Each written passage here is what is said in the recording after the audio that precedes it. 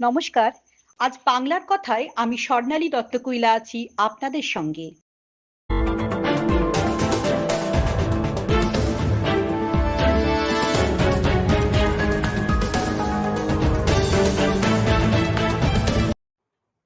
কৃত্রিমভাবে ২৫টি ডিম ফুটে জন্ম নিল ২৫টি সাপের ছানা। হুগলি জেলার খানাকুলে একটি বাড়ির নিচে কাজ করার সময় কিছু ডিম লক্ষ্য করেন স্থানীয় মানুষজন। ডিমগুলো যাতে কেউ নষ্ট করে না ফেলে তাই তারা খবর দেন পরিবেশপ্রেমী ঈশান বাগ ও সৌরভকে। তারা এসে ডিমগুলি উদ্ধার করে যোগাযোগ করেন হাওড়ার বন্যপ্রাণ সংরক্ষণকারী চিত্রক প্রামাণিকের সঙ্গে।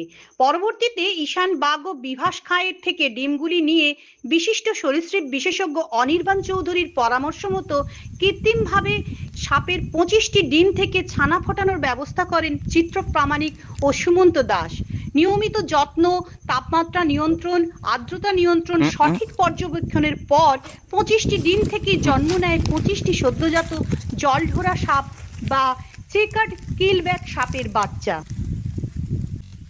আচ্ছা, আপনারা দেখতে পাচ্ছেন যে আমাদের হাতে যে সাপের ছানা বা স্নেক বেবিগুলো আছে, এগুলোর নাম হচ্ছে বাংলায় জলঢোঁড়া বলে এবং ইংলিশে নাম হচ্ছে চেকার্ড কিলব্যাক।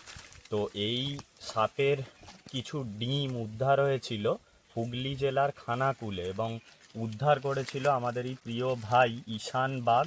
এবং আমরা জয়পুর সাহায্যের হাত বাড়িয়ে দাওয়ের স্বেচ্ছাসেবী সংস্থার কর্ণধার সৌরভ মণ্ডল দাদার থেকেও খবর পাই। তো ঈশান এই ডিমগুলি আমাদের প্রয়াস সংগঠনের বিভাসকে দিয়ে যায় এবং বিভাসের থেকে আমি এগুলি উদ্ধার করে নিয়ে আসি এবং আজকে এই ২৫টি ডিম থেকে ২৫খানা ছানা ফুটে বেরিয়েছে। তো এদেরকে আজকে এদের প্রাকৃতিক আবাসস্থলে মুক্ত করে দেওয়া হচ্ছে। তো ২৫টি ডিম থেকে ছানাগুলি আমরা ২-৩টি জায়গায় রিলিজ করে দিয়েছি এবং এই জলঢোঁড়া বা চেকার্ড কিলব্যাক এটি কিন্তু বিষহীন, এর কোনো বিষ নেই এবং সুন্দর একটি স্নেক। তো আজকে আমরা এগুলিকে ওর প্রাকৃতিক আবাসস্থলে রিলিজ করে দিচ্ছি। আমি সুমন্ত দাস, রঘুনাথ মান্না ও ইমন ধারা এসেছি এদেরকে ফিরিয়ে দিচ্ছি প্রকৃতিতে। এবং আপনাদেরকেও এটাই বলার যে সব সাপ দেখলেই মারবেন না, সাপ পরিবেশের গুরুত্বপূর্ণ অঙ্গ, এদেরকেও বাঁচিয়ে রাখতে সাহায্য করুন। ডিম থেকে ফোটা ২৫টি ছানা চেকার্ড কিলব্যাক তাদেরকে আমরা রিলিজ করে দিচ্ছি।